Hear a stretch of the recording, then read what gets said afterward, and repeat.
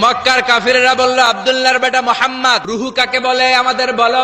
রুহু দেখতে কেমন, কেমন করে দেহের মধ্যে রুহু ঢুকে, কেমন করে রুহুটা দেহ থেকে উড়াল দেয়, এই রুহুর ব্যাপারে তথ্য দিতে পারলে কালিমা পড়ে সবাই মুসলমান হয়ে যাব। বিশ্বনবী বলতে পারে না, কারণ বিশ্বনবী মন গড়া কোনো কথা বলেন না, আকাশ থেকে গ্রিন সিগন্যাল আসলে তবেই বলেন, ঠিক কিনা? বিশ্বনবী আল্লাহ তাআলার পক্ষ থেকে গ্রিন সিগন্যাল পাওয়ার জন্য উপরে তাকিয়ে রইলেন, আয়াত নাজিল হয়ে গেল। ইয়াসআলুনাকা আনির রূহি কুলির রূহু মিন আমরি রাব্বি ওয়া মা উতীতুম মিনাল ইলমি ইল্লা কালিলা। ও নবী, লোকেরা আপনারা জিজ্ঞেস করে রূহু কাকে বলে, আপনি বলে দেন রূহু হলো আল্লাহর পক্ষ থেকে স্পেশাল অর্ডার। আল্লাহর অর্ডারে এই রূহুটা দেহের মধ্যে ঢোকে, আবার আল্লাহর অর্ডারে রূহু বের হয়ে যায়। আল্লাহু আকবার। পৃথিবীর যত বিজ্ঞানীরা আছে সবাই মিলেও কি একটা রুহু বানাতে পারবে?